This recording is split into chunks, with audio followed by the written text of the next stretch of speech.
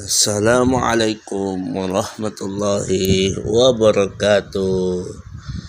Selamat pagi Sapo, berjumpa lagi di radio Anak Muda Bugis 55,5 FM.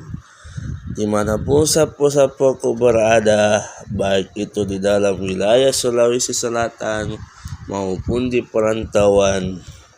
Nah, bagi yang rindu kampung halaman, pasti ingin tahu tentang sejarah.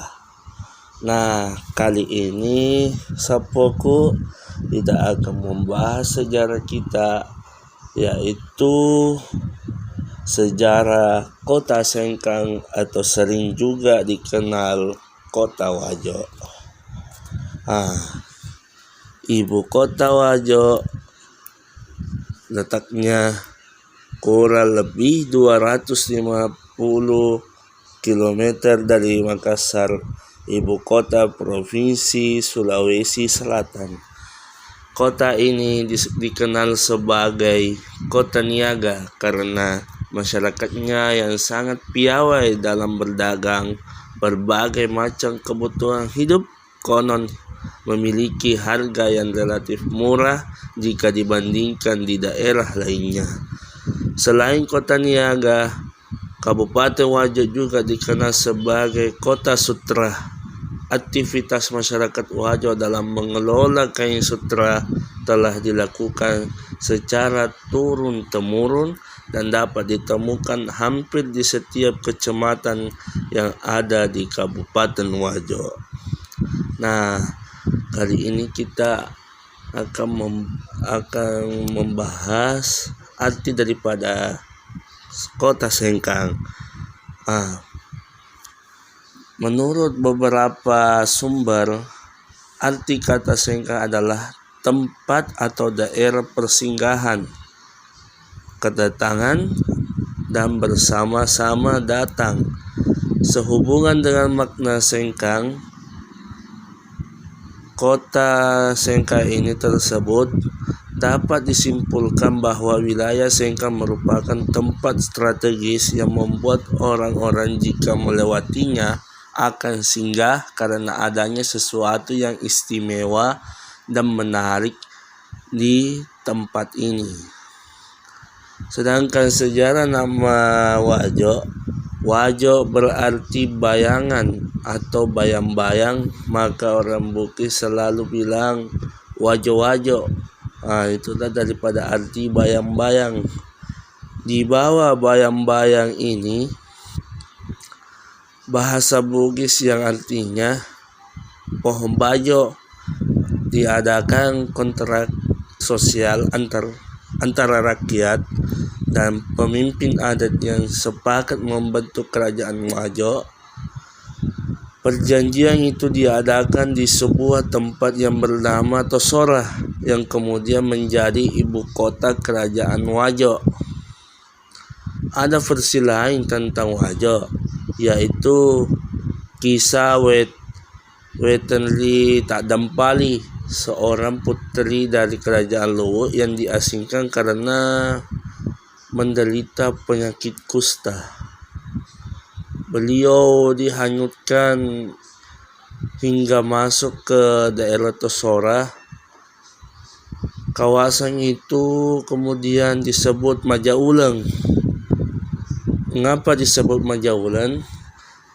Berasal dari kata maja atau jelek. Oli artinya kulit. Konon kabarnya beliau dijilati kerbau belang di tempat yang kemudian dikenal sebagai Sakoli. Kata Sakoli ini dalam bahasa Bugis, sake artinya putih, oli artinya kulit, sehingga beliau sembuh daripada jilatan kerbau belang itu. Saat beliau sembuh beserta pengikutnya yang setia, ia membangun masyarakat baru. Hingga suatu saat datang seorang pangeran dari Bone, juga ada yang mengatakan dari Sopeng, yang beristirahat di dekat perkampungan Wetan Lita Dampalik. Singkat kata, mereka kemudian menikah dan menurunkan Raja-Raja Wajo. Wajo adalah sebuah kerajaan yang tidak mengenal sistem Tomanurung. Tomanurung itu orang yang turun dari kayangan. Sebagaimana kerajaan-kerajaan di Sulawesi Selatan pada umumnya, tipe kerajaan Wajo bukanlah feodal murni, tetapi kerajaan elektif atau demokrasi terbatas.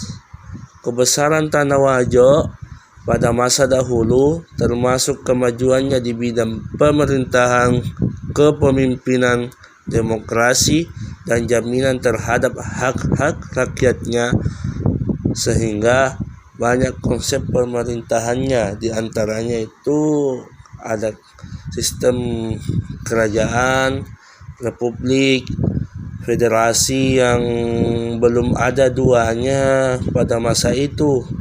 Hal tersebut semuanya ditemukan dalam Lontara Sukuna Wajo. Lontara ini sudah dikenal dalam Sulsel yang paling panjang kisahnya, sebagaimana yang diungkapkan bahwa beberapa nama pada masa kerajaan Wajo yang berjasa dalam mengantar tanah Wajo menuju kepada kebesaran dan kejayaannya. Seiring berjalannya zaman, dulu perkembangan kerajaan Wajo di dalam sejarah perkembangan kerajaan Wajo, kawasan ini mengalami masa keemasan pada zaman lah tak dempara Puan Lima Galatung Arumatoa, yaitu Raja Wajo yang ke-6 pada abad ke-15. Islam diterima sebagai agama resmi pada tahun 1610 saat Arumatoa Lasangkuru Patau mula jaji Sultan Abdurrahman memerintah. Hal itu tersebut telah terjadi setelah Goa, Luwu, dan Sopeng terlebih dahulu memeluk agama Islam. Pada abad ke-16 dan 17 terjadi persaingan antara kerajaan Makassar Gorontalo dengan kerajaan Bugis, Bone, Wajo, dan Sopeng, sehingga ini juga yang membentuk aliansi perjanjian Telumpocoe untuk membendung ekspansi Goa. Aliansi ini kemudian pecah saat Wajo berpihak ke Goa dengan alasan Bone dan Sopeng berpihak ke Belanda.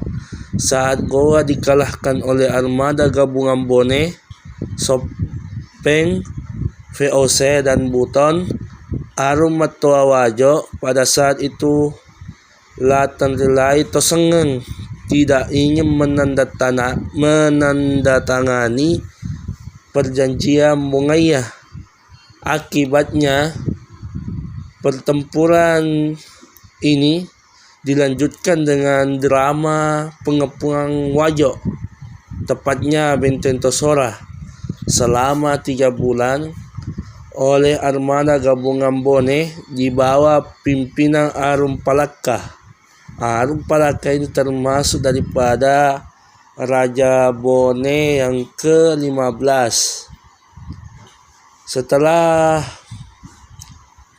Wajo ditaklukkan, tibalah Wajo pada titik nadirnya. Banyak sekali orang Wajo yang merantau meninggalkan tanah kelahirannya karena tidak sudi dijajah.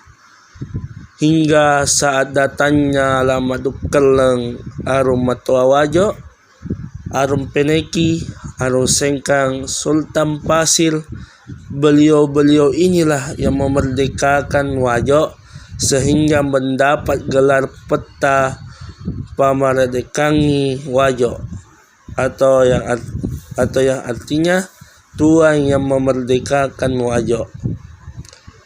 Dulu banyak sekali kontroversi yang terjadi, seperti pada saat Arumato Wajo masih berkontroversi, yang banyak versi yang mengatakan yang pertama itu pemegang jabatan Arumatoa adalah Andi Mangkona Dato Sopeng sebagai Arumatoa Wajo ke-45. Setelah beliau terjadi kekosongan pemegang jabatan hingga Wajo melebur ke Republik Indonesia. Bahkan ada lagi versi yang kedua, juga hampir sama dengan versi yang pertama, tetapi Ranre Bentempola sebagai legislatif